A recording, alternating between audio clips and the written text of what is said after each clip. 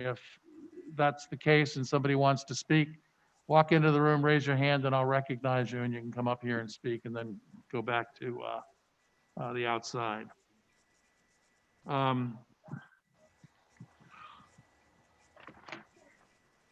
We're a three-person board. And what that means is that any two of us constitute a majority.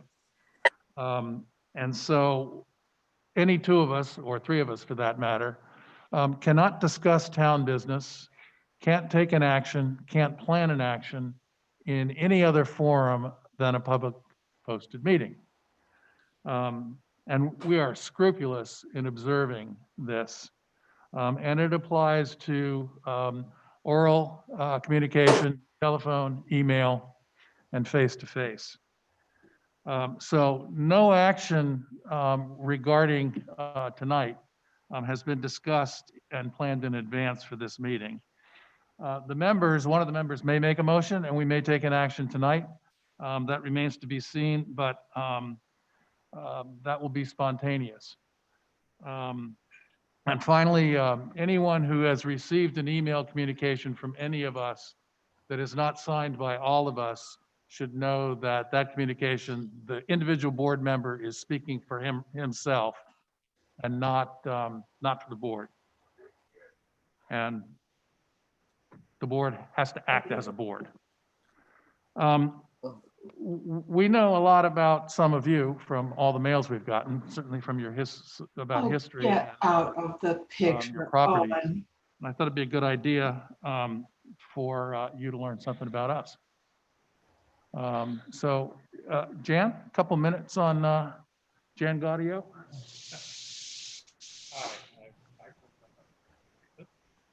I'm not hot. Can you hear me okay in the back? Okay. Oh, what are you doing? Okay, now can you hear me? Good, thank you. Yeah, my name's Jan Gaudio. I'm currently the longest serving selectman. My term comes up this next town meeting. And I wanted to, my background, I'm a Navy veteran, spent 34 years in the Navy, which was most of my life, and then worked in the nonprofit sector in Virginia for about another 6 years after that. And then my wife and I retired to our home of about 27 years. And I live on Sprucehead Island and have been coming to Sprucehead Island since about 1969, when I came up here and spent my summers on Andrews Island and lobster fished out of McClunes. So this is an area that I'm familiar with, and like many of you, I have a passion for and love it, and I'm here by choice, not by birth, but it's a great place, and I'm proud to be serving this town of South Thomaston. I guess that's probably enough you need to know about me. Betty? Quick introduction? I'm not hot. No. Yeah. We're getting this exercise. We'll come back to you then. John?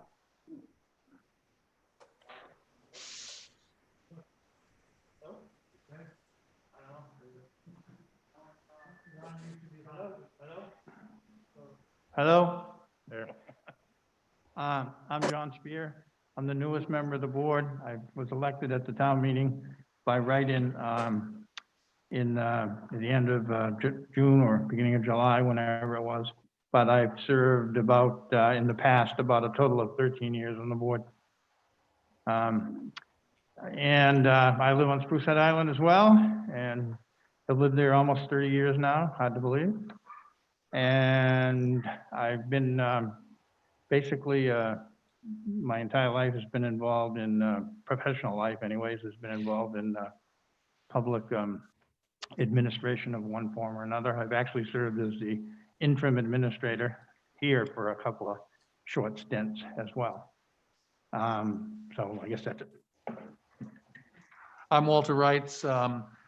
My wife and I bought property on Thorndike Point. We bought Thorndike Point in 2000, and we built our retirement house in 2007, from which I can look at Maine Coast seafood across the water. For better part of 6 years, I spent Monday through Thursday still working in Boston, and then I retired, and then we've lived here permanently. We have 2 sons. They both live in Boston, and they're grown. Say what? Thorndike Point is, it's off of Waterman Beach Road. Our road is actually called Split Rock Cove. You know where Eben Island is? That's where, yeah, we live off of. Eben Island is off of our property.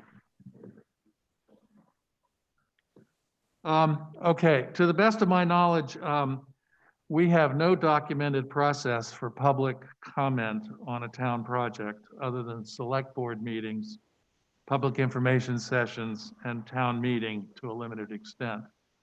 The only project like this one, in my experience, was the Gig Bridge, but the DOT conducted that public comment session.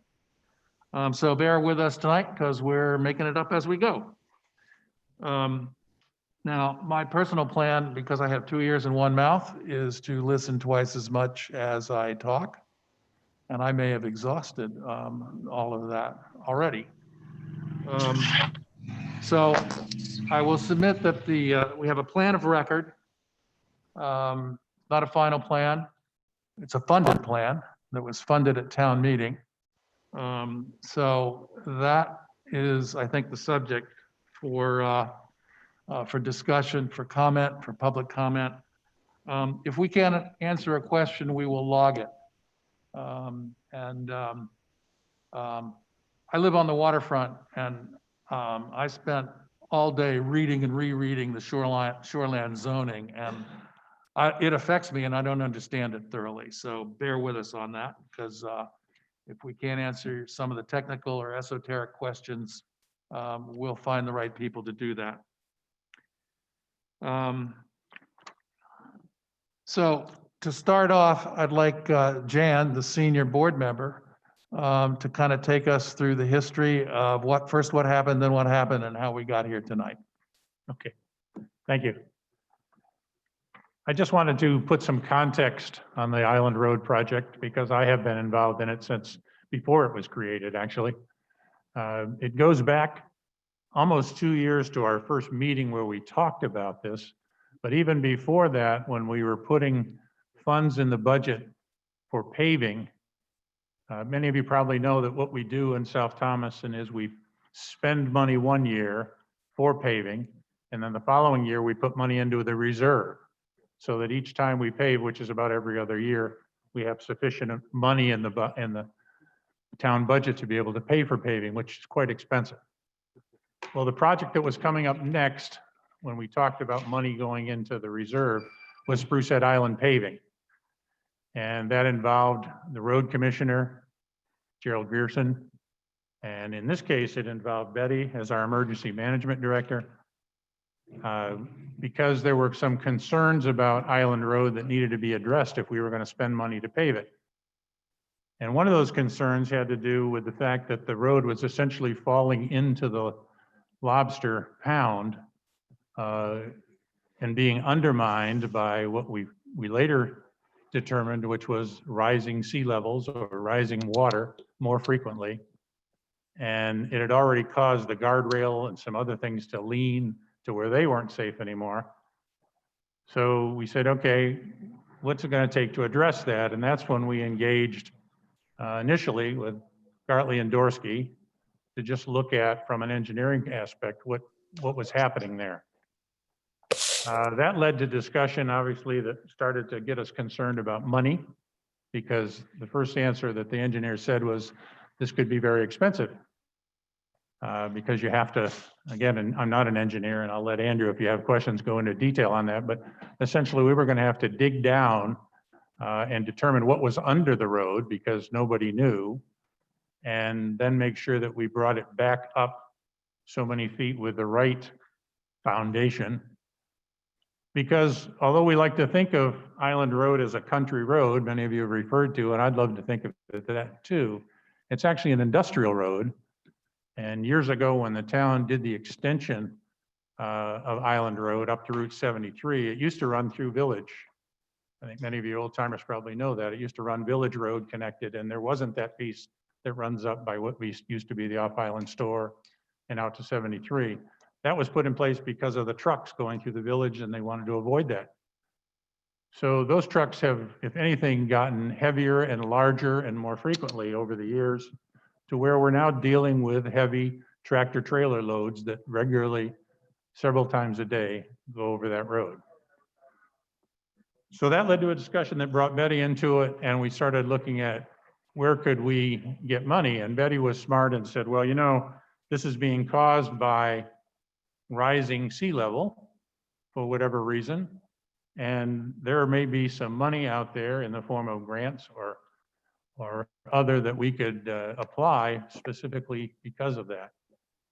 And that led to, again, a discussion with what ended up getting us this grant, but it put us into that process that applied for the grant.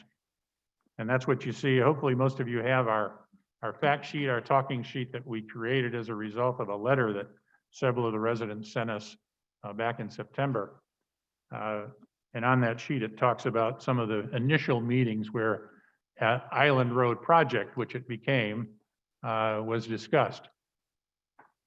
The paving was still a part and always has been a part of the Island Road project. That was due to take place this year, actually, in 2020, and still needs to take place at some point. But the decision was made when we started talking about raising the road level, the road bed, that we wouldn't want to pave until that was done, because obviously that would be wasted money. So we put the actual paving on hold. And as it turned out, we were able to count our paving money toward the town's share of the project, which and don't quote me on the exact dollars, although I think it's on your sheet. It was roughly a $400,000 project. We had a grant that paid for 78% of that. The town had to come up with the other 22%, and that was roughly $90,000. And we started looking for where. We had money in the paving pool pot in our paving reserve. We had some money in Betty's reserve, or emergency management department reserve. And then we went to town meeting this last June for the remainder, which was about $30,000 that the town approved to fully come up with our 22% for the project.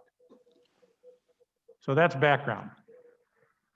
What you see over on the wall and where we are today is we have a proposed engineering plan design. And as Walter said, with the funds that were approved by the town at town meeting, we were moving forward with that plan.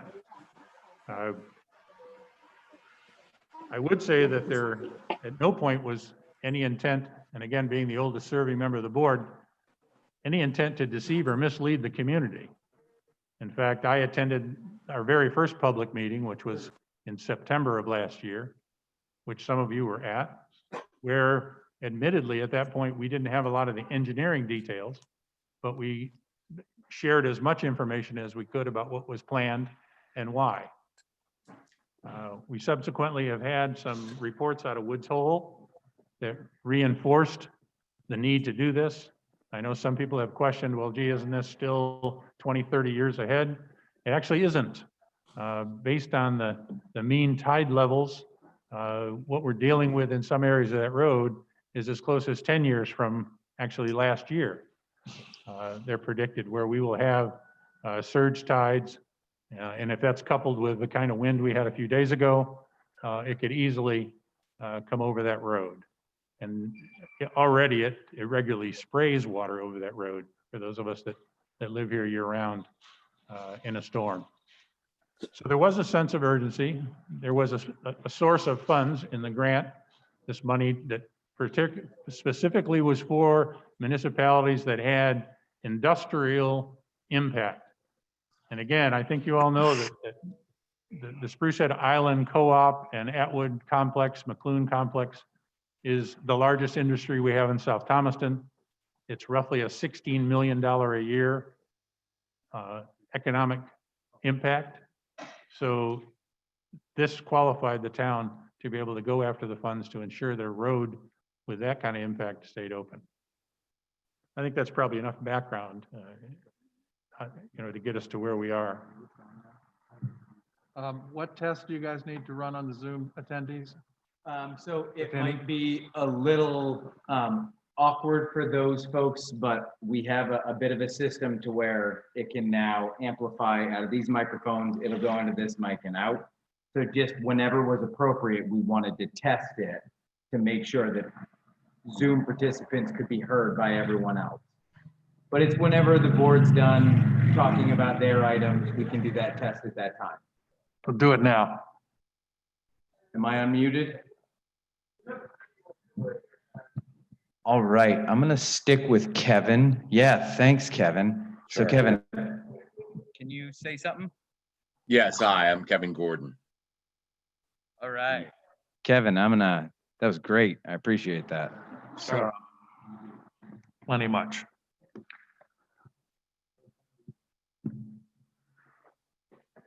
Okay. Good. Is that the high sign? Go ahead and speak. Thank you very much. All right. Just one little, yes, we focused on the industrial side of this, but one of the major triggering events that fired up Betty, Kathy Baker, and I was a major washout at that Elwell Point area from a bad storm, and it was not the Patriots Day storm in 2007. It was like 2 years ago. And last year we had 284 ambulance calls, which is like a 40% year-over-year increase. We have had a steady increase in ambulance calls until this year, because people aren't calling the ambulance because they're afraid to go to the hospital. We are maybe the second or third highest averaged aged community in a state that is the highest averaged aged community. So when I saw those pictures, all I could think about was a heart attack or stroke victim out on Rockledge and the ambulance not being able to get there. So that was my sense of urgency. Okay, so that's our nickel. It's now your dollar.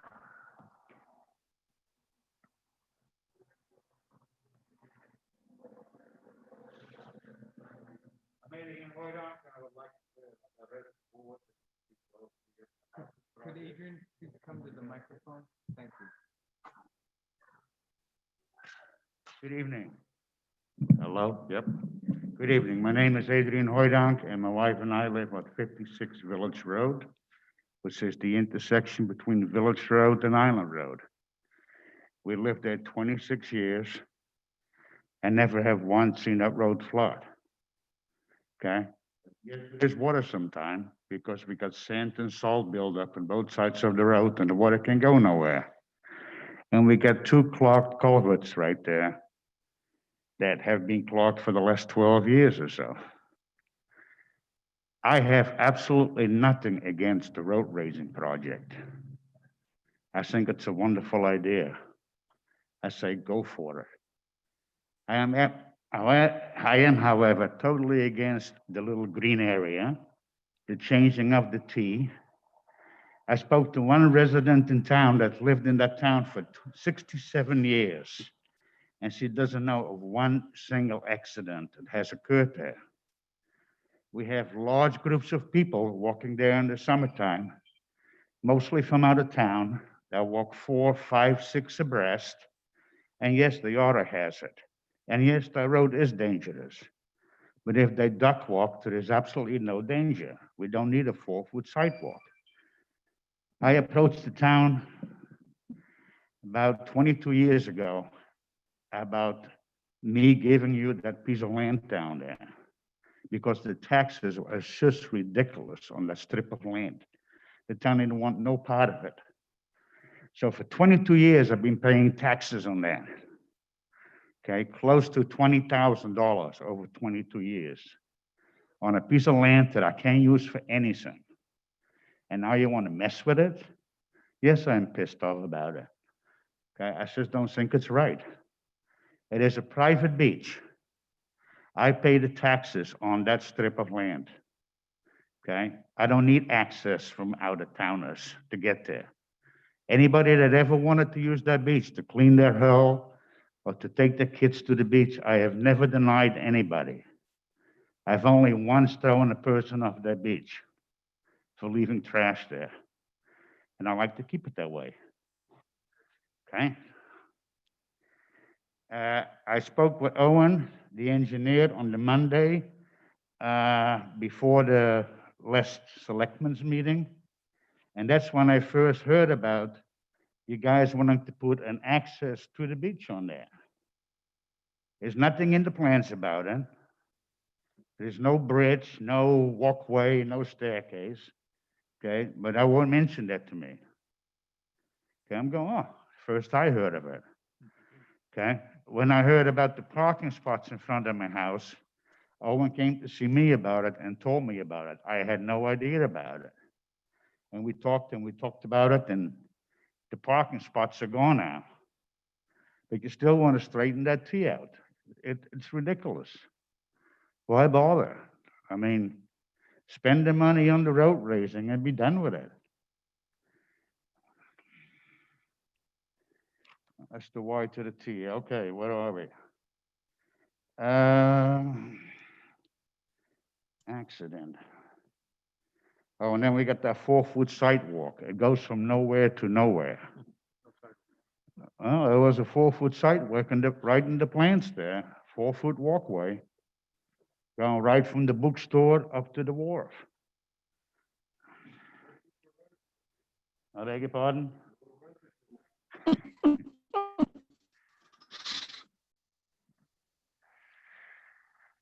Adrian, Yeah. tell me more about the beach access, because that didn't resonate with me or Jan. That there is going to be access to the beach? Yeah. That's a conversation that Owen and I had on the phone, that he said there was going to be public access to the beach. It's your beach. It's my beach, yeah. Well, not only mine, it also belongs to the York family. We'll sort Where that the other out. abutters do that. Okay? Owen, Yeah. This mic. Hello, good. I apologize if there was any sort of misunderstanding. No proposed parts of this project kind of facilitate walkability from the public roadway down to the beach. Back when we had those initial kind of first draft plans that did include that parking, and then the improved shoulder, the kind of sidewalk that you're referring to, it's just a very improved shoulder, something that allows folks to walk and have a more safe distance away from the road. We had the walkway go past your wharf, and we pulled that back. There was the attempt for parking, or the proposed parking, and we removed that. And then I think at that time, we had discussed some possibility when we did shoreline stabilization and built rocks up, that maybe we had a nice rock walkway down to the beach, but all of that got cut. There is no part of our proposed plan right now that somehow, other than that green space, and you and I have talked about that green space and whether or not that green space would be inviting for folks to park at. And we could definitely discuss putting some signage up there that discourages it. But there's currently nothing in the plans that tries to invite folks to go from the public roadway down to the beach by your house. Okay? If this is such a dangerous intersection, why do you want to create a green space there for people to sit down and picnic, to become speed bumps? I mean, it's so dangerous, we got to change it. When we had first looked at that site, the engineers, because the Maine Coastal Program had selected South Thomaston as a study area, we told them we were working on this road project, so they paid engineers to come and do a study. That's the Wood report that's been referred to. We also had Maine DOT engineers. I think I had 4 of them. We were looking at areas by the gig store, but because I had them all, I brought them down to that site. Every engineer that has looked at that has said that teeing the road up would, and especially if it was more elevated and we had improved sight lines, it would look less like a yield for folks coming off of Village and then trying to go towards Sprucehead Island. It would look, yeah, no, I don't disagree. I mean, there's a stop sign there, but it kind of feels like it's a yield and it's difficult. And I heard from a lot of folks, it was, you know, you really have to gun it from there. So when all of those engineers looked at it, every one of them said, if you tee up, it would be safer, but teeing it up does create a blank space. And what seemed to be a logical thing was to have grass there. That's why that kind of grassy triangle is proposed. Okay, if you tee that up and you can try it for yourself, try to go from Village Road to Island Road, heading towards the store. You take your life in your hands because you can't see over that hill by the bookstore. Okay, and people come off that hill 60, 70 miles an hour sometimes. That Y is by far safer because you can make a wide turn. Give it a try yourself. Okay, and last but not least, who is going to pay for the liability, or who's going to be responsible for the liability of people being on that grout bank if you get a green down there? You got a green area and people are sitting there and kids are running up and down the rock pile. Is that going to be my liability because it's my property? How is that working? Okay, and finally, and this is directed to you, John, no, I never did get given a compensation or a reimbursement for that area you want to take. Okay, as you mentioned to somebody. And I'm not sure what you're talking about. To my knowledge, we're not taking, all the work down there is proposed to be done in the existing right of way. yeah, existing right of way, sure, but it's on what is now my land, right? What I pay taxes for. The piece by the apple tree. Uh-huh. You know, and I said to somebody, it's funny that you want to make a land swap with the one place.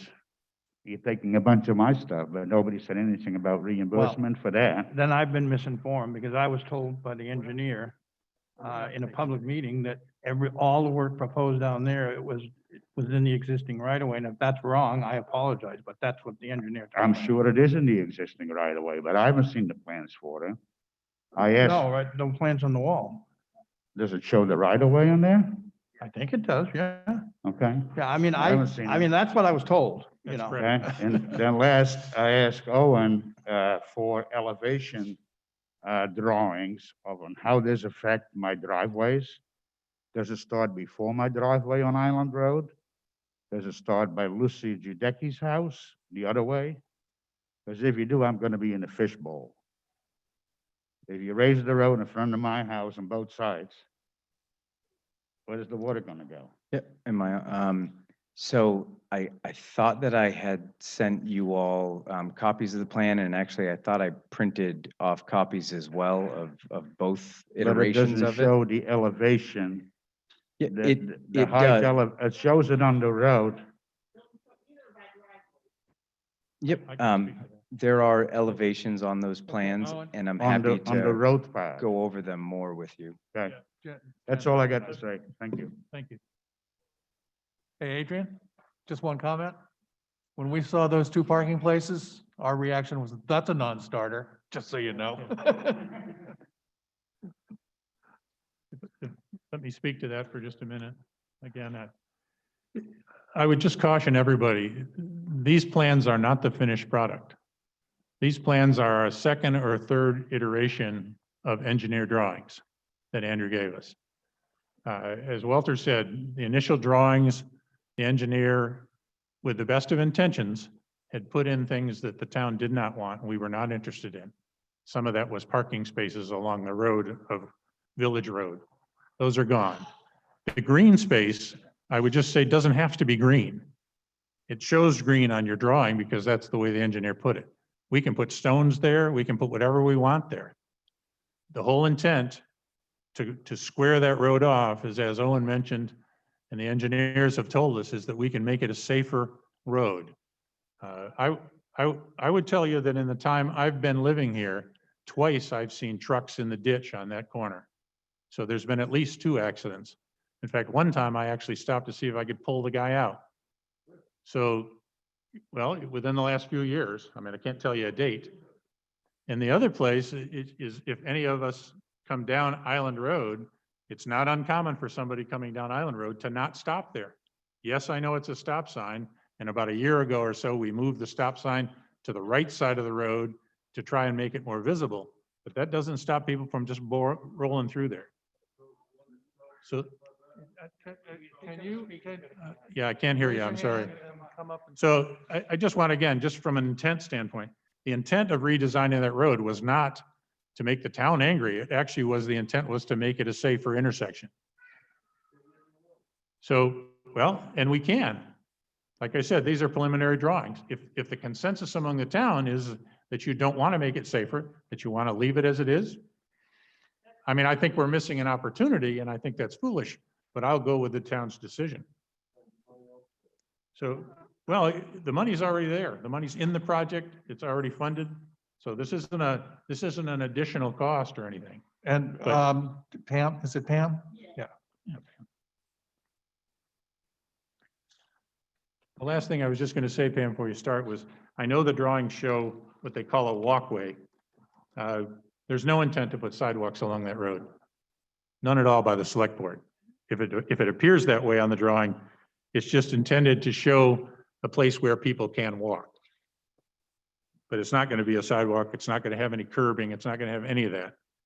And just very quickly to go to the drainage issue, it will start before your driveway coming down Island Road. It will not start before your driveway on Village Road. They will have to, in the engineering, they will have to reconfigure your driveway to allow that. But they've also put 2 new culverts in there that start at the V, if you will, the base of Island Road and Village Road. One culvert goes across to what I would call the north side and one across to the south side, both from that low drainage area near the apple tree that you were talking about. So we are going to improve the drainage there. And you're absolutely right. Those culverts have been plugged or collapsed for a long time. So going back, I didn't talk about it in the paving, but that was actually another discussion that came up that Jerry brought up when we talked about paving and said, well, we got to do something with those culverts and drainage before we pave. So thanks for mentioning that. I'm sorry, Pam, please go That's ahead. okay.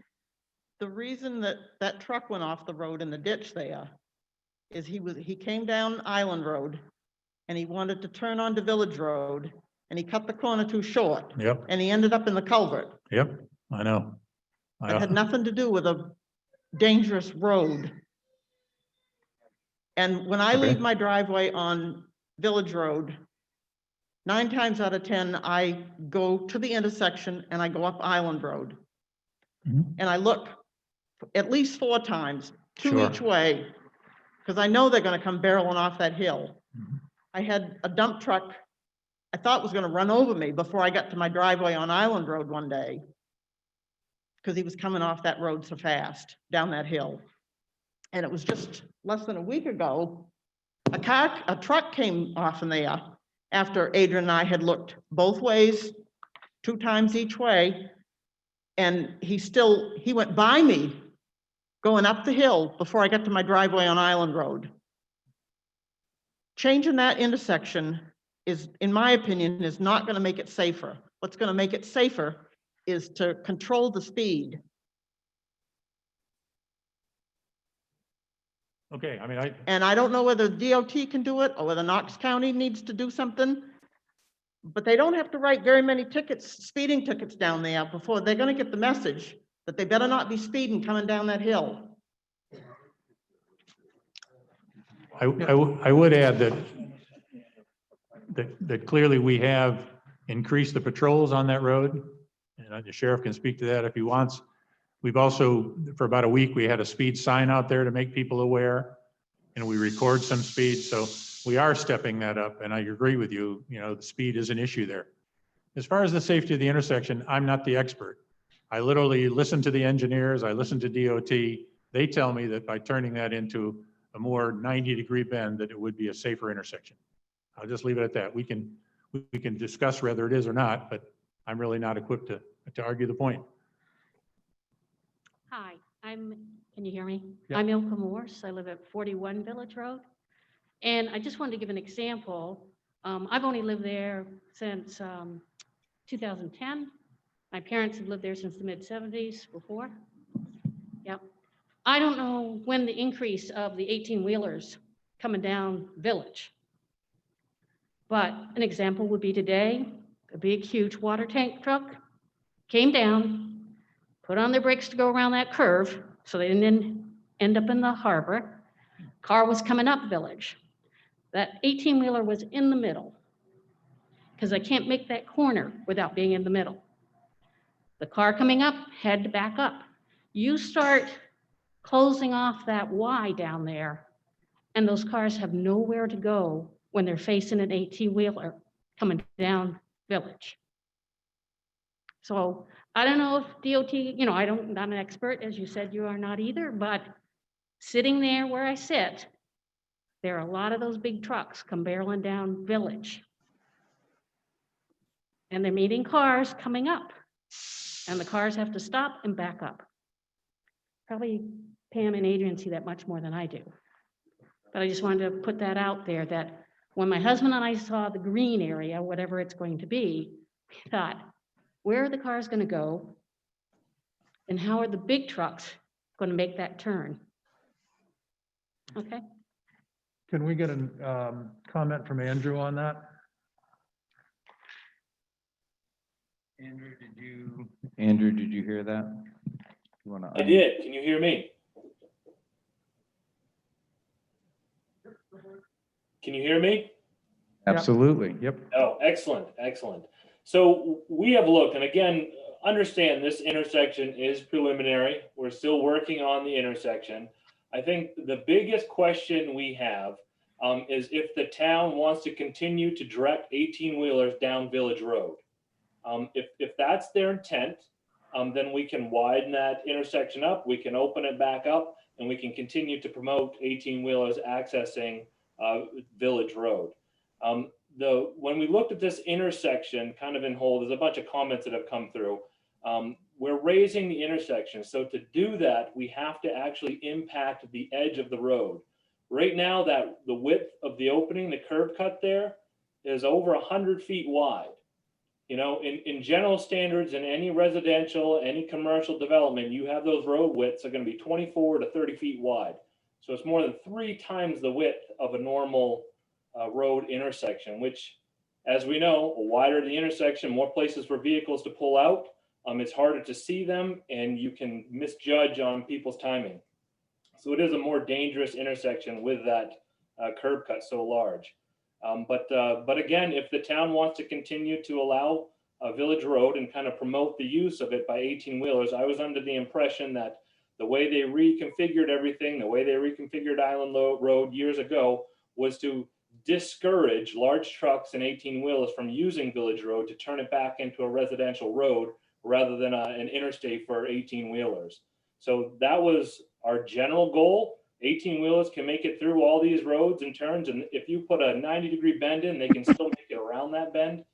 We're just trying to discourage them from using that as high as they do now, while they can still use it based on our design here. It just won't be this 90-foot turn, so they can't make a hairpin backwards turn down that intersection from Island Road as they come down the hill. They'll actually have to plan in which way they want to go and which way they want to enter that.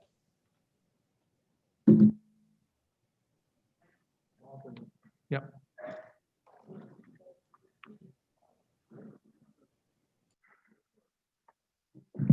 Hi, everybody. Can you hear me? I have a loud voice. My name is Sharon Setz, and I live at 672 Island Road. I was born on Sprucehead Island. I actually grew up on Cars Beach. My family used to own the Huidong's property. I just want to thank you for holding the meeting, answering some of the questions that we have. I want to thank John for personally answering my emails. He was the only one who did and clarified a lot of things for me. one of the reasons I moved back to my hometown 4 years ago and bought property here is because my hometown is relatively unchanged. And I think that that's a very important aspect to people who live in the South Thomaston, Spruce Head area, that we're not interested in big change, especially along our coastline. I'm absolutely opposed to turning that fork into a T. There is no way that trucks coming down Village Road are going to be able to make a left or right if that's T'd. And it's my understanding that this entire project began to raise the road and that we got the grant to make sure that the commerce to and from the island was not interrupted. Well, those trucks coming down Village Road are coming from Route 131. They are commerce vehicles, and they come that way because they can't make the right onto Island Road right after the 90-degree curve that's on Route 73. That's their option. And so we should not be changing that so that they can't get to the island. The whole point of the grant is to facilitate the commerce and have it not be interrupted. At least that's my understanding.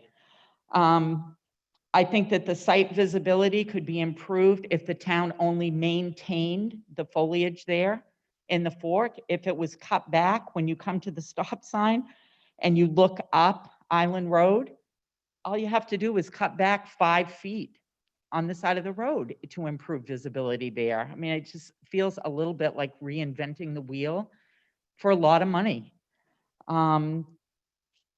There is no mention in either the grant application or the Woods report that realigning this fork is necessary to raising that road and protecting us from rising seas and storm surge. I think there is no question that creating a green space there would be an attractive nuisance. It's at the convergence of 3 hills, so it's right at the bottom. And there is no way that there's going to be a space there where people can be on it and they're not going to think, oh, this must be a private beach, I shouldn't go on it. So I definitely am opposed to that green space. I think it's dangerous. And I think that we have a history of showing us, I'm in my 60s now, I don't ever remember an accident at that location, and I live there. I think using the easement rule to provide public access onto someone's private property is anti-community, and we should not be doing that. We elect members to serve on this board to protect us and protect our property rights, and I hope that that's what's going to be done for us. The original plan for this entire operation was 800 feet of improvements. It is now ballooned to 1,250 feet. We've added public access to a private beach, a green space, a land swap, blasting. I have not talked to one person that is opposed to the original scope of this project. I think we are all in favor in making sure our roadways are safe, that the ambulance can traverse to and from, that people are not in danger. But this has stepped far outside what the original plan was. There is nothing in the grant or the Woods report that necessitates all these add-ons to protect our fishing commerce. And I think we have to remember, first and foremost, we are a fishing community. And I think the people who live here would like it to remain as such. The final thing I want to address is the questions that were put forth, I think, by Owen. And he answered a lot of the many asked questions. And one of them was, can the road elevation increase be accomplished by the pound within the existing right-of-way? And his answer was yes, but it would not correct the existing erosion and undermining of the roadway. The Woods report says nothing about needing to move that road. They laid out a very simple plan to secure that by the pound. And in looking at the town's map, which is this one, I'm sure you guys all have it, it shows where the existing road is in green. It shows the proposed moving of the road in gray. And when the new proposed road gets up by the pound, it is virtually sitting exactly on top of where the road is now. which means that makes no sense. That answer makes no sense. If the road has to be moved to fix the erosion, how can it be right on top of where the road is now? So I'm in favor of the road raising. I'm totally against moving that road, spending that kind of money, increasing anybody's oceanfront property. I think it's over-engineered, and I do not think it fits in the character of our town. Thank you for your time.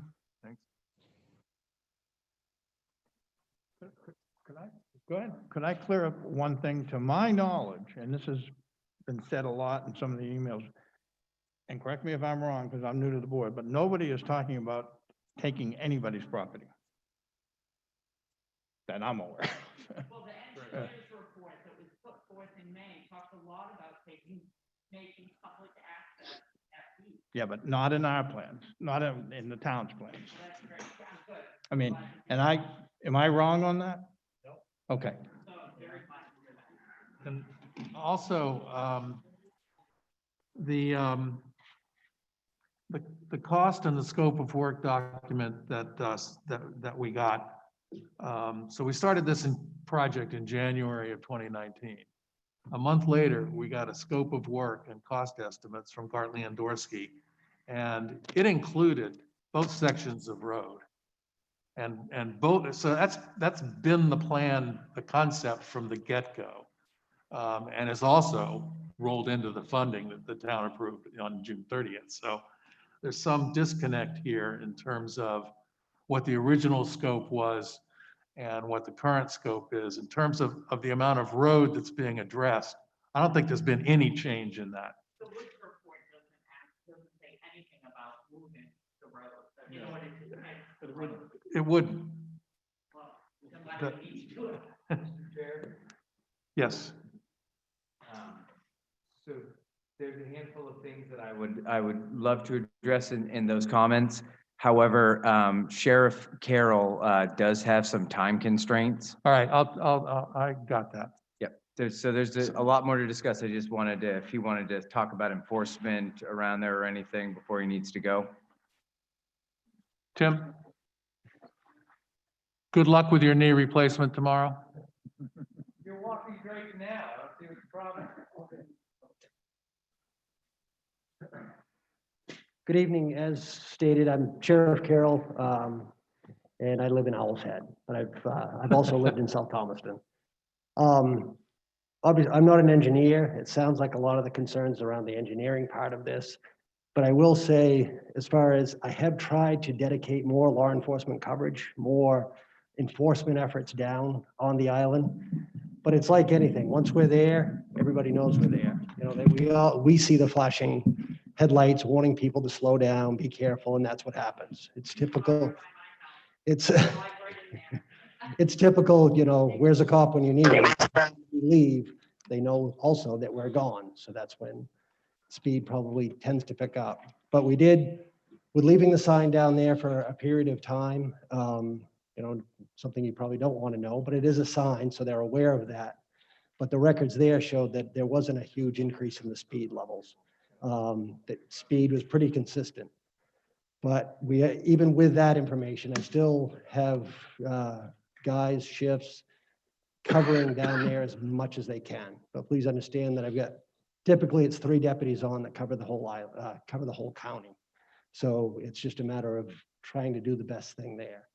I'll throw out, you know, there's opportunities for other dedicated service that can happen, but that's more of a discussion probably with the board as to what the island wants. But I'm all ears. I'm you know, any ideas, thoughts, and suggestions, just considering with the restrictions of the manpower that we have, I do try to get guys down there as much as possible. Can you identify yourself and play by the rules You here? got to come up or they can't hear you. at We home. can't hear you. That's the whole purpose of the system.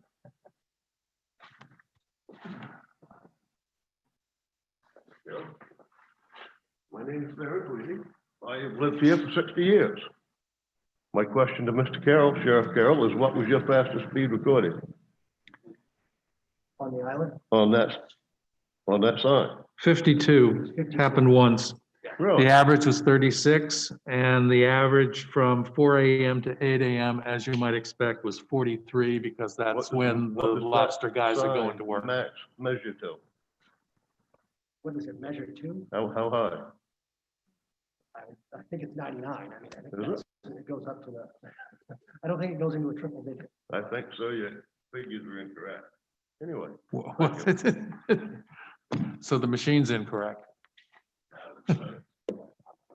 We do the same It's thing a with our radar snapshot in time. machines. How long was it, Tim? It was like a week? It was almost a week. I think it was 6 days. As far as the radar, we do a calibration check and all that stuff like we have to do all the time anyways with our units. So I don't have any reason to believe that it's inaccurate, but that was the highest speed that we recorded. Like I said, people, once you know the sign's there, it flashes at you. You know, there's a good sense that we're probably recording the speed, so they'd be careful of it. So, you know, some people think that there's a camera there taking your picture. I'll let you believe that or not, but I'm not gonna let out any information. But I'm always open to suggestions and thoughts as far as, you know, trying to provide the safest way of any road in the county. But I have dedicated more coverage down there because that's been kind of the hot topic, if you will. Trying to get there in the first thing in the morning as well as in the evenings. But like I said, it's one of those things, they know we're there. So at that time, they probably drive safer. They're just speeding someplace else in the county. But I do the best we can with the restrictions that we have for manpower. But like I said, I'm open to suggestions and thoughts.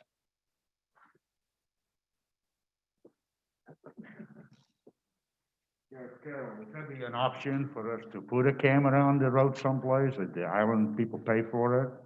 To take pictures of license plates that go 90 or 85? That used to be a way of enforcement, but that got into constitutional rights and all that. So it's the way that can be enforced. Like it gets into constitutional rights as to the privacy of people. So that's not the only law regarding specific to the registration of the person is if you pass a stop school bus in the state of Maine, that we can track back to the registration of that vehicle, and the registered owner can get that. Otherwise, we have to lay eyes on that person. There's only one law in the state that allows us to use the registration. Could I ask a question? This is Kevin Gordon, if you can hear me. So.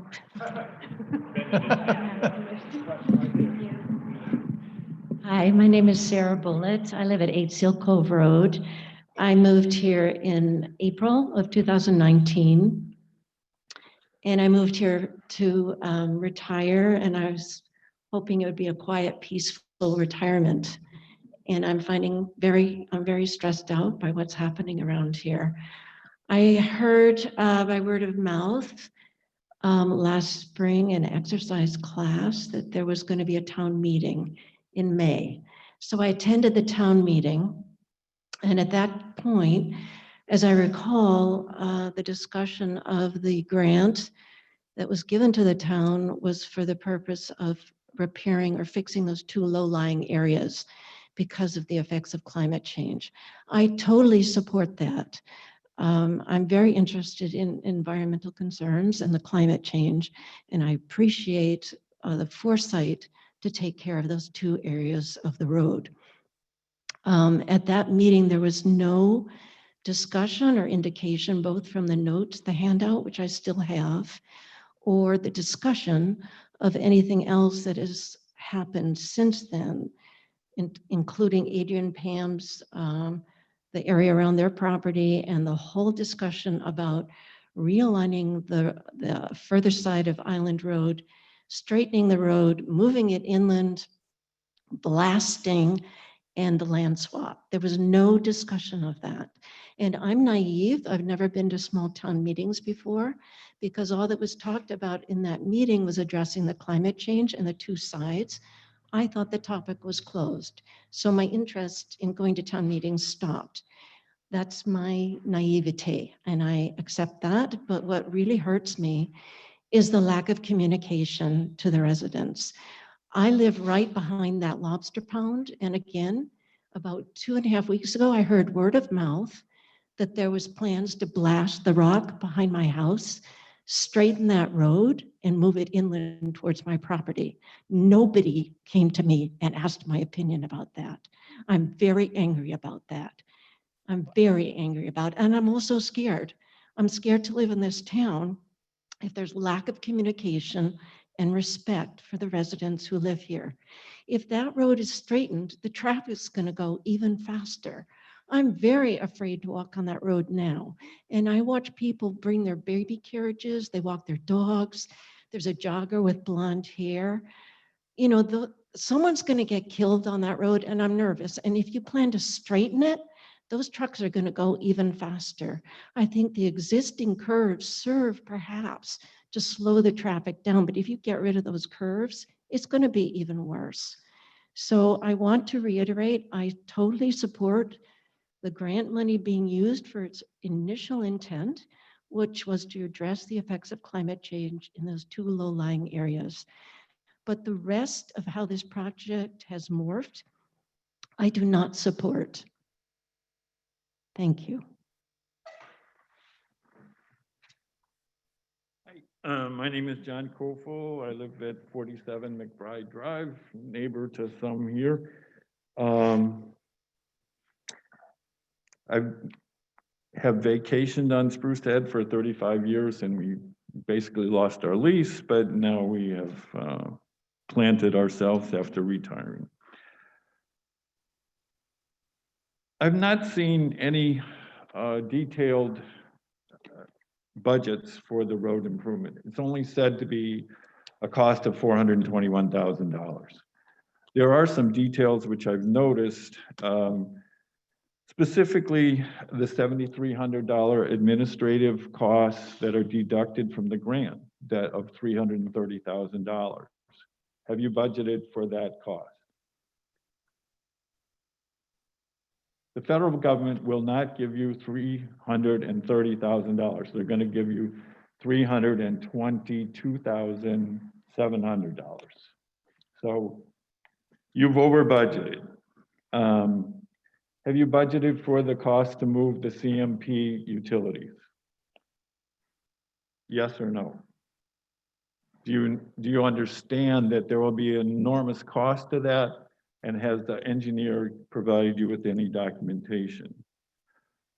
I want to say that I've asked for the engineer to provide a drawing that shows the path of an 18-wheeler at the proposed T intersection and how that 18-wheeler would merge onto they cannot make a right-hand turn, either at 73 and Island Road, or this is, in a way, it is the best thing.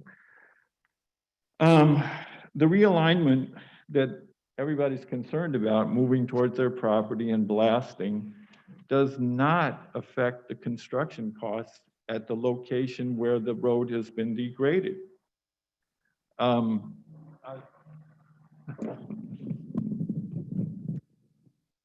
have the drawing in front of us, John. Okay, well, make sure the road is realigned next to the lobster pound. It is not next to the building, more so than where the degradation or the road has been degraded. The realignment does not save any money. Can the engineer speak to that? I can speak to some of it. Okay. Andrew did want to comment. Yeah, I'll let Andrew talk to the questions you have about utilities and so on, but I would hope that that is in part of his cost estimates. But concerning the realignment, and this applies to the intersection by the Huey Donks, Village Road, Island Road, and this talks about the area along by the pound.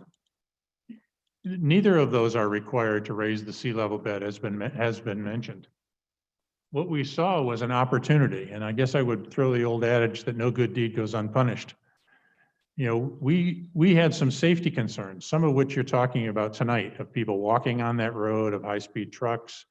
the lack of visibility, the fact that right now, Point View Road is a blind intersection because of that ledge.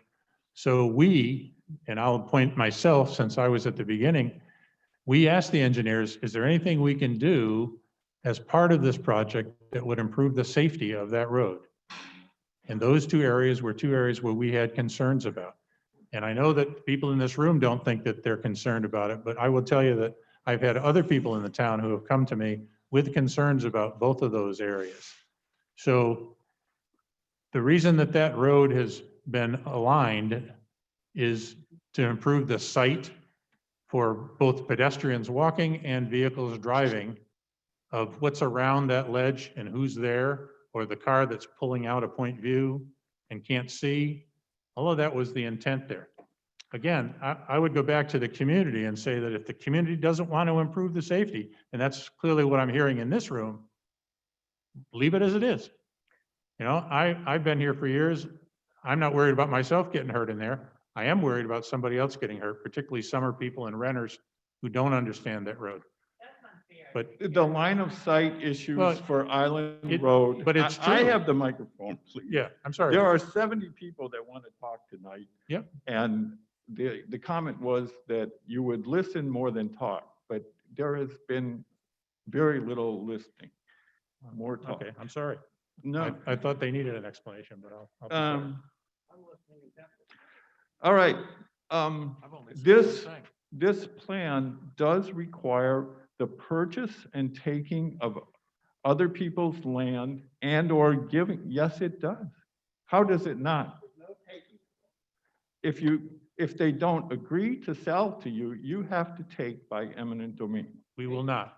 We will Oh, not. Okay, do you have an agreement with the landowners, the various landowners? We do not.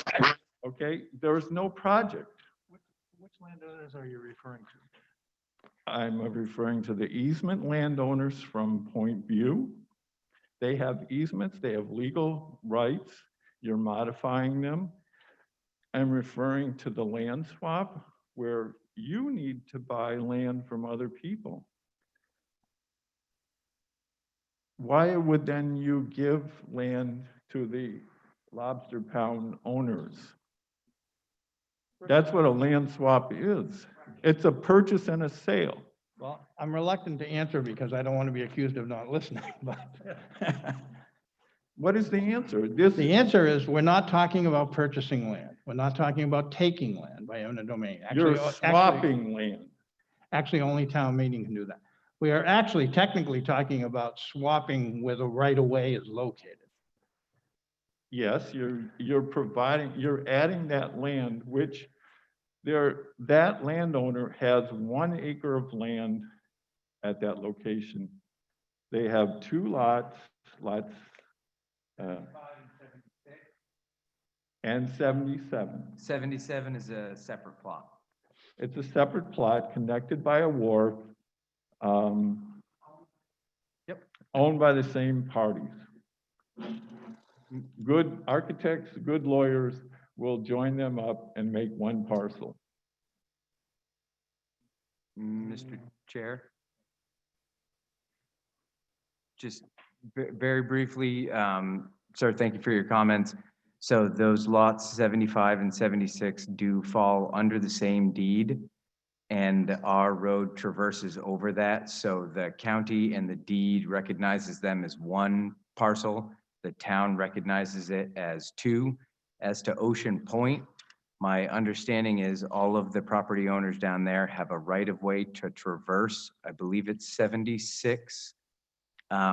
Their right of way, to the best of my knowledge, does not somehow also describe Island Road itself. It only describes their ability to traverse that 1.4 acre plot. That, again, the 75 and 76, they're one parcel. 75 is half of an acre, 76 is 1.4 acres. And The road- 77 is another half an acre. 77 is also under a separate deed, but 75 and 76 are on the same deed. Separate deed, same ownership. I'm just Sure. gonna join them together. It's common real estate practice to join two lots under the same ownership. And I doubt that nothing in the shoreland zoning would prevent that. And the only thing that I would say is I can't answer your question specifically, but again, the town views 75, 76, and 77 as three separate plots as it relates to our ordinances. And so if those owners did join them together on a deed, I don't know the legalese, we would have to check on that, but we only recognize those as three separate plots, two of them being non-conforming and one being allowed to build within shoreland zoning regulations. Well, I think you would recognize that a powerful owner, attorney would join the two So lots. of course and they you'd can have assemble a cars. buildable lot. But there is a legal question about whether the land that, the roadway land is being given up, is that to be Of course. given to the Lobster Pound owners? It's all their property, sir. The roadway is all their property? Our roadway traverses over their property. So what is given from one side to the other is all their property. We're not giving anything. We would be re-describing how our right-of-way traverses over their property. And they're agreeable to that? No. And they have shown. The select board has not finalized anything So on you that. do not have a project? No, we don't have an agreement, and they don't have a particularly high sense of urgency. So how will you go forward? You cannot do any permitting, correct? We will move forward, unless the board changes its mind, with a memorandum of, a proposed memorandum of understanding to Maine Seacoast, or Anthony Jr. And he will be given a deadline to respond, and if not, it becomes a moot, dead issue. And even if he does agree, it has to go to town meeting for approval. As you've designed the project now, it adds land to that small half-acre parcel, which is also adjacent to the other half-acre parcel. It makes it more developable. And I guess my final question is, does that land swap, is it consistent with the town's vision statement in its plan, its comprehensive plan? And what land use implications will it have for the fishing at that location? It's a complicated question, I know. But there will be short-term effects of the land swap. Okay, that's it. Thank you. Mr. Chair, when you're done, there's Zoom questions. I know, I see. I just wanted to say that I think this is an issue that needs a little more research. And it's a complicated, can be a very complicated matter. It may not be, but it's something that I personally am sort of beginning to look into a little more myself, the whole issue of any zoning impact. I mean, I think my initial reaction was it doesn't change anything, but I want to make 100% sure that's correct. Zoom, question? We have a Kevin, if, yeah, and then after Kevin, Andrew, our engineer, has been taking notes on folks' questions, so I'm sure he'll take some more notes on Kevin. And then after Kevin's done commenting, we'll hear from Andrew. Great. Thank you, Owen. Can everybody hear me? Yep. Okay, great. Thank you. I'm Kevin Gordon. I'm at 10 Point View. So I am one of the abutting property owners, and unlike many folks who have already spoken tonight, or maybe a little bit similar to Sarah, I'm a newbie to Maine, and maybe that's a misnomer because my mother was born in Maine. I've been going to Maine for 57 years. My uncle was actually a lobsterman. I had been looking for property in Maine for a number of years. And just so happened I purchased my property at 10 Point View in August of 2019. And I was thrilled, and I'm still thrilled. In conversations with Jim McDonald, who is my neighbor on Point View, he was the first one that indicated to me that there was a planned or a proposed project for the realignment of Island Road. And I did send all of you gentlemen on the select board a long email today, and I apologize for the delay. I've had a very busy work schedule. My plan is obviously to retire in Maine and predominantly reside in my home at 10 Point View. I have read, obviously, the grant, the reports. I've looked over the engineering schematics that Owen has graciously provided. I have also done a little bit of research myself. I'm very, very concerned, and I totally understand everybody's concern about the safety of Island Road. I have been at my property for pretty much the entire summer. I walk every morning on Island Road. I understand the speed issue. But again, I believe there's probably an alternative that can be considered, which is not realigning the road, but still enabling pedestrians or, personal traffic on that road. The other thing that I want to point out is I am absolutely in favor of raising the road. I commend you gentlemen on the select board and Owen for looking into the future and the effects of climate change. I'm 100% fully supportive. I think what you're hearing tonight from the community is the concern, in particular with Adrian and Pam's property and them ending up kind of, as Adrian said, in a valley with runoff. I realize there's going to be culverts. I'm not going to get into that long discussion. What concerns me the most, frankly, is the blasting of the ledge. And one of the folks who is a resident of Sprucehead Island, who I noted in my email today, is a geologist. Unfortunately, he cannot be with us tonight because he had a medical procedure.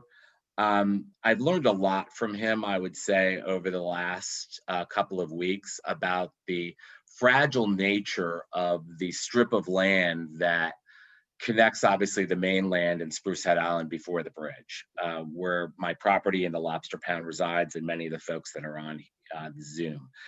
And he has brought up many examples of very similar locations that have a very similar, shall I say, geology from a ground perspective and the fragile nature of that. And I'm very concerned about the irreparable damage that would cause to wells, in particular for folks whose wells are, Jim McDonald's well is about 100 feet or less from the proposed blasting. Mine is a little bit further than that, but my house does actually have a basement. It's built on a foundation. I believe there's a lot of risk to that. Both my well, the neighboring wells, and foundations. And if there's damage to those wells, based upon all of our wells and groundwater, I really believe that there may be a point of no return where those wells are damaged, which means trying to dig another well on our property, if that's even feasible, if they can actually find water at that point. So what I proposed in my letter today was really a compromise. I too am very disappointed. I searched for several years for the property in Maine. I was unaware that this property that adjoined me, that the Lobster Pound now sits on, is owned by a property developer out of state in Boston that has a history of developing property. This family that owns this is obviously worth tens, if not hundreds of millions of dollars or more. I feel like I've read the emails that Owen has provided back and forth. I really believe that there's been sort of a hard sell to convince them to do this land swap. And I agree, there has been not a lot of big interest on their part to do so. I think it's, and I'm going to use the word unseemly, to provide, and even in one of Owen's emails back and forth, he said, we're going to provide you with a more valuable piece of waterfront property.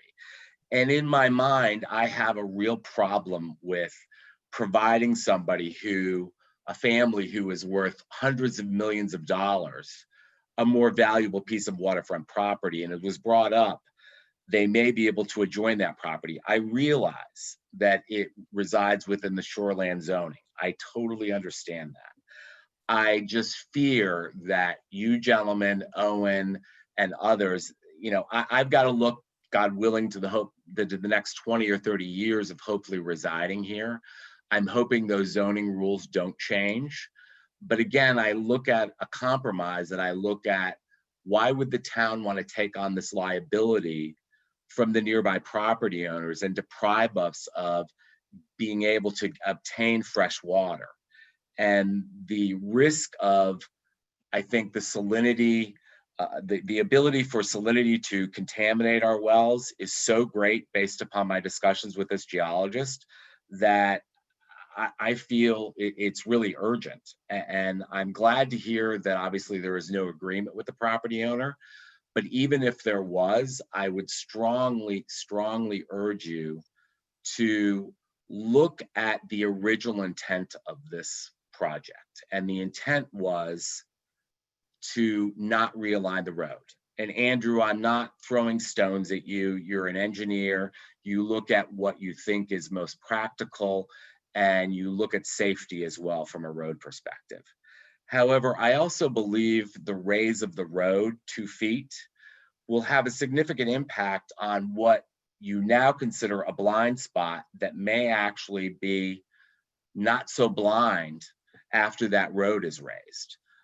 What I proposed in my letter to you gentlemen on the select board was to look at not blasting underground, but maybe the removal of some ledge to the ground surface that would provide a shoulder that's 5 or 6 feet wide that pedestrians could walk safely along. Andrew, I believe even in the YouTube video that I watched, you said this isn't necessary to achieve the goals.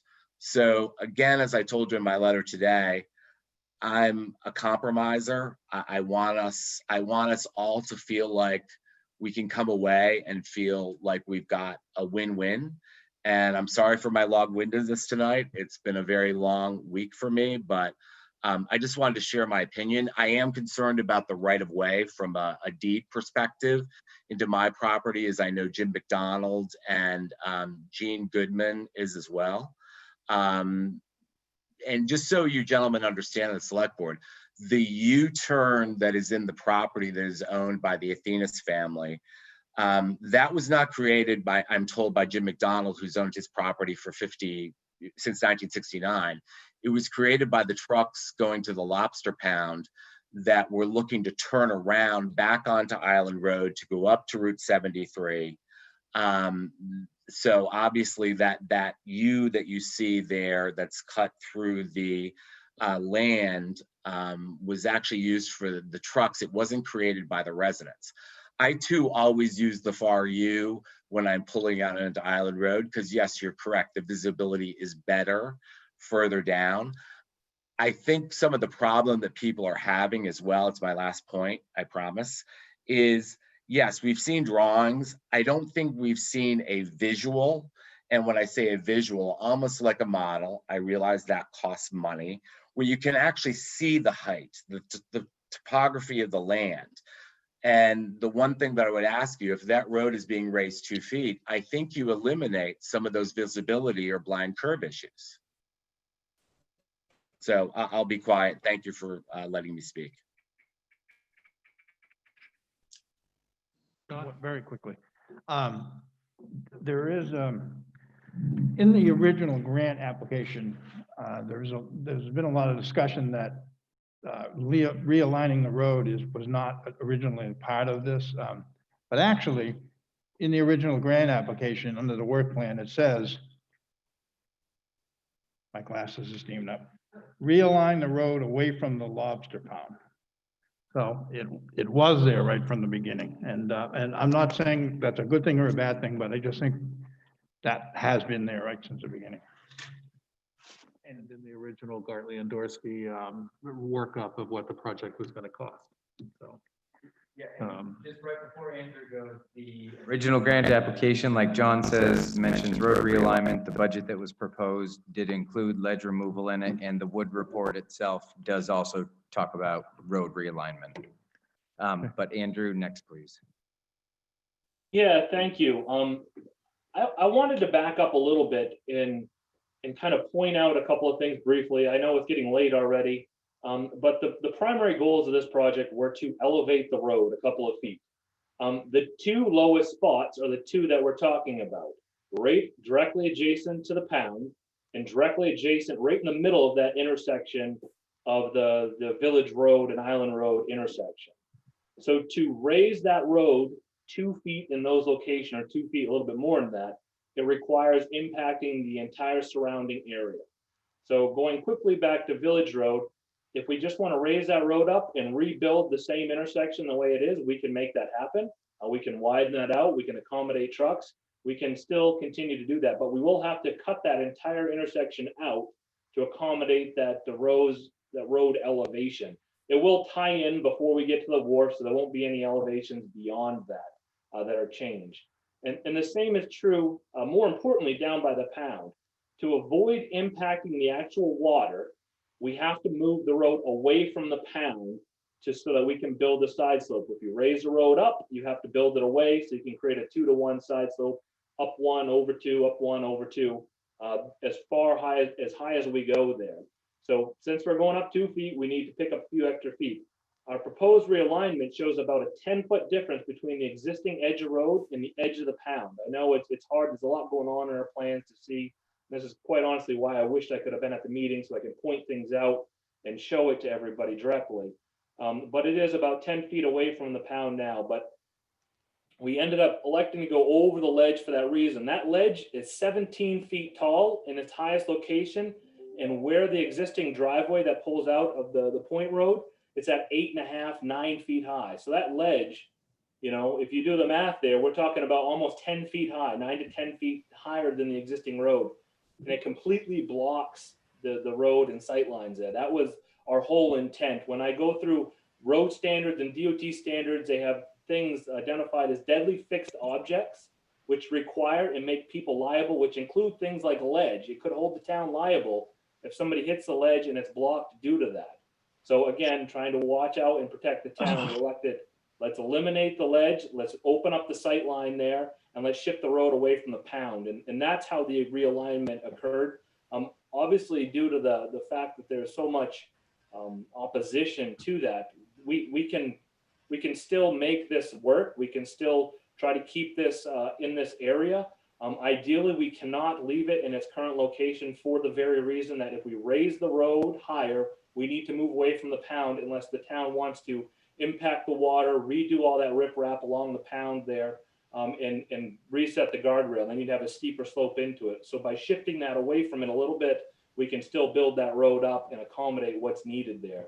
If we kind of picked a line in between where the existing one is and where we've got it proposed now, it'll still keep the bend in there. It'll minimize the ledge impact, and we can kind of come to some sort of common agreement for that section in there.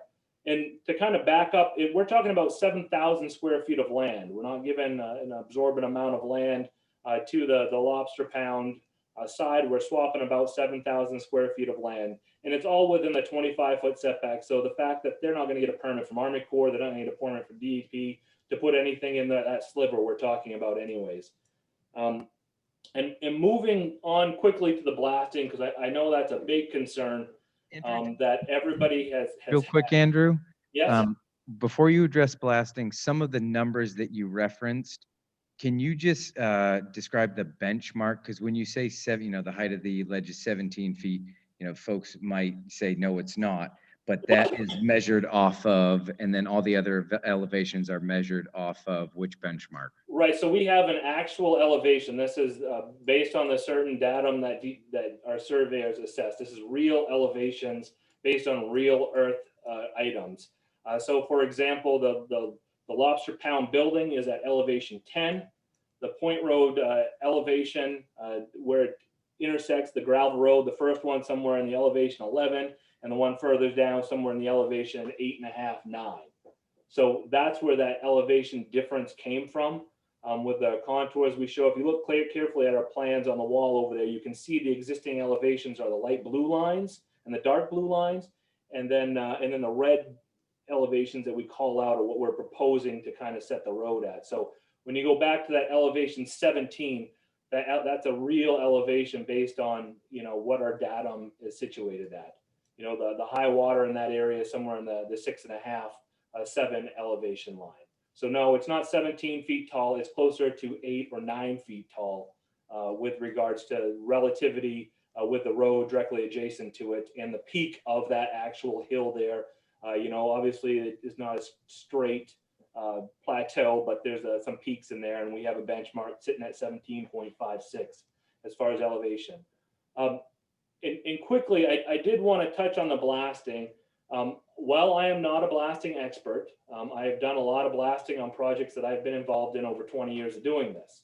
But what I will say is there's always a lot of concern about blasting, but it's always done by a certified blaster that has to be registered by the state of Maine, and they have to obtain a permit every time they blast something anywhere. They're required to. There's explosives involved. They're carefully monitored by the state. I understand people don't always follow what the state rules require, but these guys are that's in their job description. That's what they have to do. That's what they can be held accountable to. Those blasting requirements include inspecting wells, inspecting foundations, monitoring what's going on, and identifying potential problems. That's all part of it. They will do a massive survey of the entire area to kind of identify these. And then when you break down damage to wells, it really involves 3 components: damage to the top of the well, physical damage to the top of the well, damage to the well casing and the well underground, and then potentially impacting the groundwater associated with that well. And I understand that that is the most critical one that we're talking about here. But we're going to blast 6 feet into the ground. Those wells are anywhere from, I don't know, you guys probably know better than I do on the depth of those wells, but if I was guess, they're probably pretty shallow. They're probably 30, 40 feet deep in those locations. Normal wells 200-300 feet deep, but I suspect the saltwater intrusions are right there. So we're only gonna be removing about 6 feet of blast rock from the surface. So we're not even gonna get down into even below where the well casing is. Usually you have well casing that's a steel tube that goes 20 feet into the ground. We're still gonna be above that bottom of that steel casing with what we're talking about removing here. Even in a non-realignment, if we picked up the road and put it back in its current location, I am going to highly recommend removing that edge of that ledge so that we can see and it's not detrimental in a deadly fixed object in that road area, for the reasons that if somebody is injured on that road, you know, the town could be held liable for not addressing it while we're doing this road project. I know that's a lot and I kind of blasted it out, and I do apologize. I do want to tell you, I am sympathetic to South Thomaston. I spent 10 years of my life living there. So I am a local. I understand what it's like to drive on those roads. I understand the current conditions. So I am fully aware of the situation. After Sharon, we did have another one online. Lynn would like to make a comment, but after Sharon. I just wanted to ask Andrew a quick question. I'm Sharon Setz.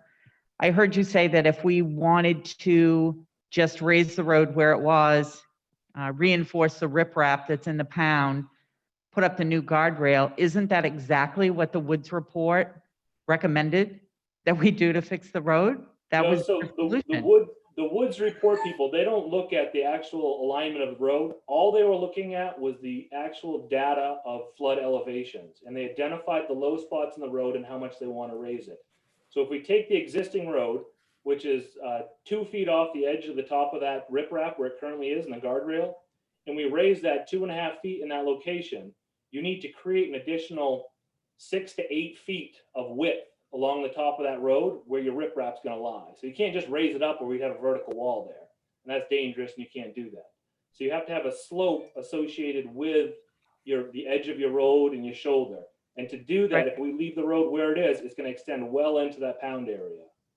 So the intent was to slide that in, and I'm not arguing with you in the sense that there's no other solution. What I'm saying is that if we slide that road over, we can still accomplish, we can still minimize some of the ledge. I can pull our road back off the edge, off the top of the ledge, that we can kind of take the side, but we really need to move that road away from the edge to save money, to save construction costs, and to stay out of the resource and protect the environment. And lastly, I would just like to say that there is so much talk about how dangerous that road is. And there are people in this room that have lived here and walked on and off that island our entire lives. And when a car comes by, I step to the shoulder. I mean, it's just ridiculous how people don't understand that this is a small town and you can't walk to a cross in the middle of the road when a car's coming. We teach our little kids, step to the shoulder. Simple. Just real quick, and then we'll get to you, Lynn, I promise. Just to address the Wood report very briefly. So I think it's kind of important, Mr. Chair. So the intent that, again, it was a Maine coastal program. They were doing a Penobscot Bay resiliency study. They came and initially looked at the town pier. We told them that we'd been investigating this road and we're looking for grants for it. What the Wood folks have in their report are kind of two primary things. One, a summary of what they heard town officials and town staff discuss as what our general plans was for that road. And then the other, and the really important bit, was survey data that they then vetted with sea level rise projections, the specific underwater bathymetry of this area, and they provided a lot of data about how high the water could come. And that report became a bit of a baseline for Gartley and Dorsey to then build road elevations. But Gartley and Dorsey wasn't constrained simply by what the road or the water height might be. And that's when they took input from the board and others and proposed certain other realignments. So references in the Wood report to realignment, which there are, is because they heard and interacted with board members and myself. That's why that was included. But the primary objective was to gather a bunch of data and provide us with good information to make elevation decisions and how far to pull the road away, all things intended to have that road be resilient and always passable in various different weather scenarios. You're making my 2 ears and 1 mouth comment promise invalid. So let's move on. To Lynn. Lynn Canavan, we've owned our house on Seal Cove Road since 1969. And I just wanted to address the safety issue because I spent every summer walking up and down those roads. And obviously there are a ton more 18-wheelers and the traffic moves very, very quickly. But I will tell you that the only place they slow down on that road is by that curve. And that's because, and you can hear things, you can hear the traffic if you're walking and so forth. If you remove that curve, they will go fast. And honestly, I know the sheriff came and they send trucks there and I can see them. You can see them way down the road. They're right there. They are not hidden. And of course, people know that they're there too. So if they're clocking people and they're going and they're speeding, quote unquote, at 45 miles an hour, you know darn well that when they're not there, they go a whole lot faster. The only thing that slows people down is that curve. And anybody that's been on that road and people who live on Sprucehead Island, you know that too. People slow down, the trucks slow down. When you remove that, if you remove that, people are going to go a lot faster and there's going to be a lot more liability. And I think that we need to make sure that that's looked at. I looked at the Department of Transportation. They have done, the US Department of Transportation says that on roads, how do you slow down traffic? You put in curves. That is demonstrated to slow down things, and you're talking about removing it.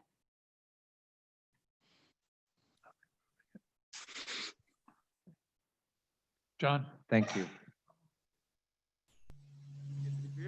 I wanted to make it very clear to the board that the design of the realignment right now does not, there's the lobster pound building and the actual lobster pound. The realignment is occurring next to the building, not, and minimally next to the pound, where he says that there's a construction issue. So why is the road being realigned next to the pound? That's the major realignment. I could. Owen, can I respond? Yeah, that's a question for the engineer. Yeah, so the road is actually realigned away Second, hang on. by more than 10 feet. Can you start from the beginning? I apologize, I had you down. No, I said the road has been realigned away from the actual pound, the pond area, by more than 10 feet to accommodate the side slopes of the road and restabilizing that. And that's what's shown on our plan. I'm asking why the road is majorly realigned, not next to the Lobster Pound, the actual water and damaged road. It is. It's realigned by more than 10 feet directly adjacent to the Lobster Pound, starting at that driveway all the way past the pound in its closest spot. And we actually move it more like 50 or 60 feet away from the pound as we go around the corner. If you look at our plans, all that green hatched area is where the road currently exists. Yeah, and yeah, the new road next to the water pound area is, as you say, Andrew, I believe about 10 feet away. That is correct and proper. But the major realignment is occurring next to the building where you're realigning it by 25 or so feet. It's all, again, for safety and to make the transitions on those curves subtler. We can slide that road back towards the pound, but it's all about transitions of curves. As the previous speaker said, the curves are slowing people down. The sight lines on other areas of Island Road are far more restricted than they are here. This is a very straightaway, visible sight line. I strongly disagree with the sight line. I don't want to argue, but it's dangerous. There's less than 100 feet. DOT requires 300 feet in those locations, and it's blind. I understand trying to keep things slow, and we can do a combination of that. We can adjust the road to kind of maintain that curve in there, and then we can still open up some of the sight lines by cleaning up the shoulder and pushing that ledge back a little bit.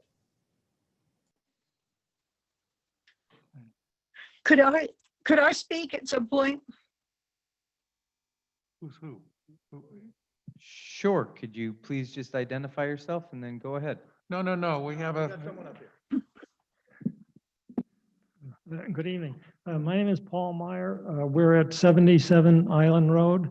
It's been in my wife's, it's the house between the bookstore and the bridge. And it's been in my wife's family since the 1940s. And they've been going to Halls Point since 1901.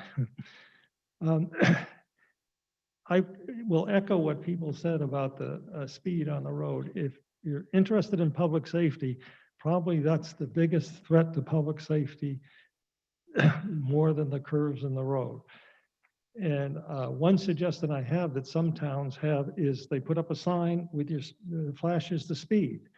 And it slows my wife down. I don't know if it slows other people down, but something like that is done other places and is easy to do, and people can take pictures of it and the speed and bring them to the town if they want to.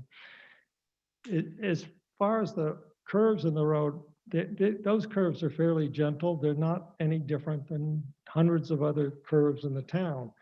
And so there's no reason to straighten the road there, any more reason to do it there than hundreds of other places, if that's the only consideration. And I would agree that our driveway at 77 does not have good sight lanes. And leaving that is like a runner leaving the starting block. You got to look and you have to go fast. It is stressful, and it's just echoing what other people say. It's the speed on the road is the biggest issue for the people that live there. And I would, the engineering problems and blazing the road are another problem, but the speed of the road is also a big issue of public safety. Thank you. thank you. Who's next? Could I speak now? Absolutely. My name is Julia O'Brien. I live at 24 Seal Cove Road, and have for a very long time, and my parents before that, as seasonal residents. The two project areas that have been proposed are, to my mind, terrifically deficient for discussion purposes because they don't show us any cross sections of what the actual extent of riprap and widening of this whole area is. I'm surprised that they weren't included in this is schematic design level. I'm also surprised that there are no alternatives. Normally, when you do a project, you look at a variety of alternatives. I'm sure the engineer did that in his own head, but no alternatives were ever presented in terms of extent of engineering and width of roadway, width of shoulder, all of the design details that make a road either acceptable or not acceptable to people. I'd be interested in what the design speeds are that we're using for the road. I'd be interested in, while I understand that there are hazardous edges for major numbered routes, I'm not sure that that exists for minor rural roads. What sort of AASHTO standards are being talked about here matter. I think each project is at the moment over-designed, and I would argue that it would be useful for the selectmen to ask their engineer to do an alternative for each of these areas, complete with cross sections that are understandable by anybody, so that we understand whether we have two 10-foot lanes, whether we have 2-foot shoulders, whether we have 4-foot shoulders, how far out the riprap extends. And it seems to me that this sort of minimum build approach as an alternative to what has been presented as a preferred alternative would allow for a more enlightened discussion. I think it will also be important as you go forward in permitting, because I think that some of the sort of hidden impacts of the riprap and the extent of the riprap are potentially significant. I understand that vertical walls are more expensive, but vertical walls are certainly allowed. They're perfectly possible. They're not prohibited by any sort of roadway manual. I think you need to show where guardrails are going to be. I think all of those things should be clearly understood and are not at the moment. So I would very much like to request the selectmen to ask the engineers to do the same sort of schematic level plan that they've done for the plan that we're discussing, for a minimum build. How could you minimize impacts and still achieve what we're talking about? I'm curious as to exactly how you determine the elevation that you want to raise the road to, because for every inch you go up, you go out quite a lot. And you like to minimize that. Where the Phragmites and wetland area is just beyond the U of the Point View easement, there will be significant impacts in those wetlands. There may well be significant impacts along the area by the Huidunks and the marshland that was filled at one point inappropriately. Happily, that stopped. So my specific request is that a schematic level design of a minimum build that minimizes the problematic land swaps, that does away with blasting of ledge. Maybe you use a rock hammer and take a few inches out, but you don't have to blast it. That essentially does each project in its existing alignment, that deals with the issue of the Y, which could be cleaned up, some of the sand and mess removed, some general maintenance at the intersection of Village Road and Island Road. But how high, how the existing driveway accesses are going to be feathered in. That's going to be an issue for the Huidunks and also for all of the people about the lobster pound, because I think you have to go back some 50 feet or more to feather in some of the grades in the existing situation. Useful cross sections. You're asking us to comment on things that we can't comment on. So avoiding the problematic land swaps, avoiding blasting so that you're not asked by the landowners to indemnify them in terms of any potential problems to saline intrusion in the wells or fracturing of the granite. Understanding how the transitions occur, showing us clearly what is going to be dumped riprap or what's going to be placed stone. Just doing a nice, minimal sort of proposal that would be helpful as we go forward. I'd really like to see the selectmen push for that, and I do not think it would be an inappropriate expense. Thank you. Thank you. Can Jean Goodman get a few words in, please?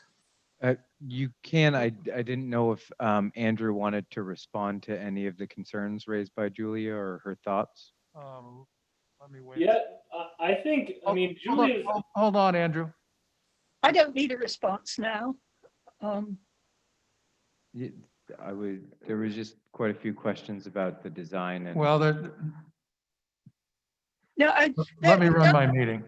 Really, what I'm really asking is that the selectmen seriously consider looking at a minimum build alternative for both of these areas, and that these minimum builds be built to minimum standards, but minimum standards, and that they show clearly the cross sections and the lateral extent of the impact of the road changes.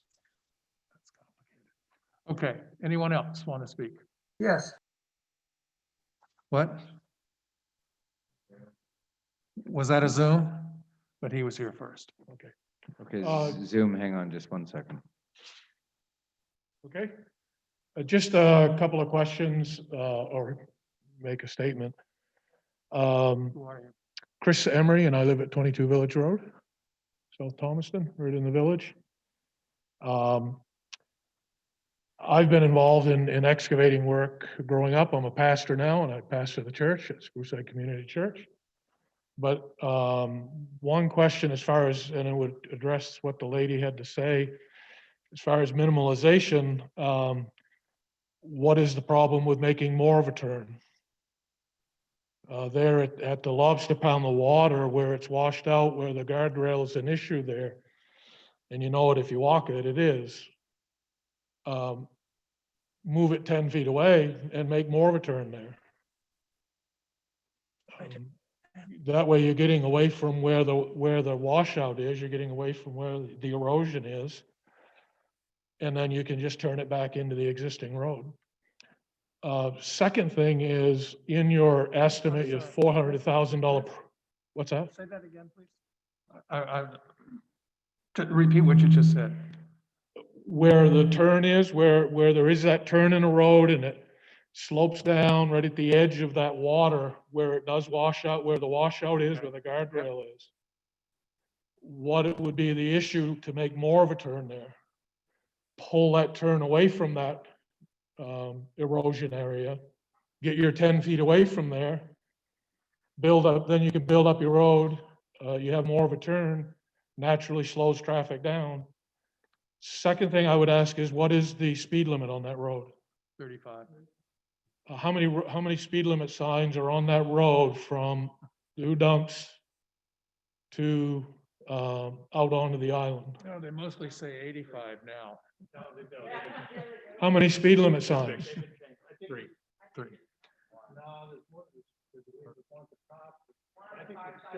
I walk it and I think there should be more. And I think that, there needs to be care, maybe even, what'd you say, what's 35 now?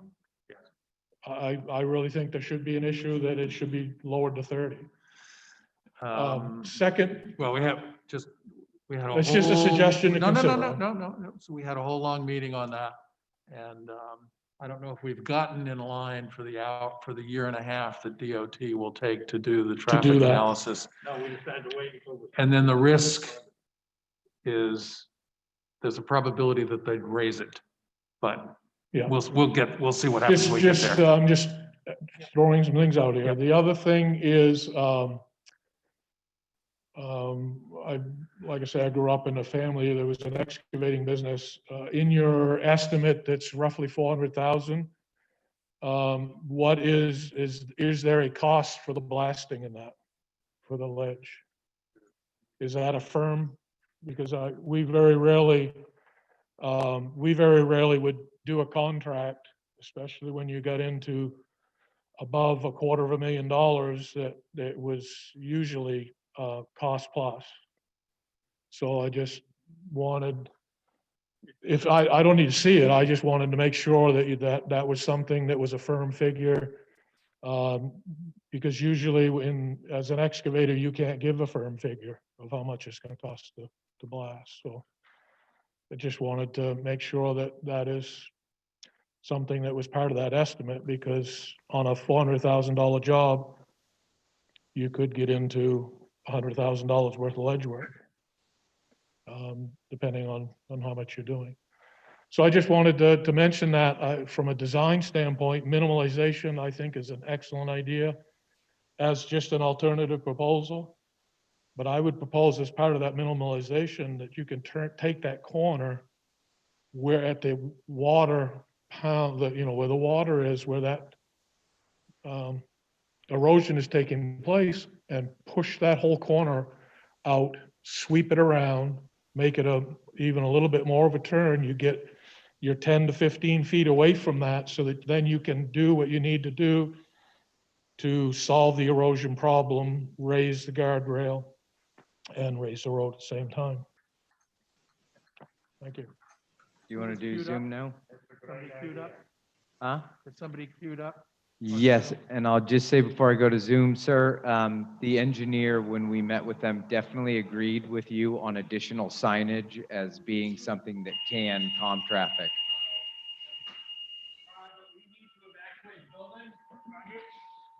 Hey, so everyone, we apologize, but the fire department has gotten a call, and we're going to be evacuating the building, and it's possibly a structure fire, so the board is going to do an emergency adjourning of the meeting, and we thank you very much for your participation. We'll communicate with everyone if there is when the next meeting to discuss this will be. So thanks again. Really appreciate it. Hope you have a good night. If you had a question that was not given. Oh, I thought you said, oh. Okay, well then ignore all of that. We're going to take a temporary pause and go and use the bathroom, grab yourself a snacky poo, and we'll be back here in a little bit. Thank you.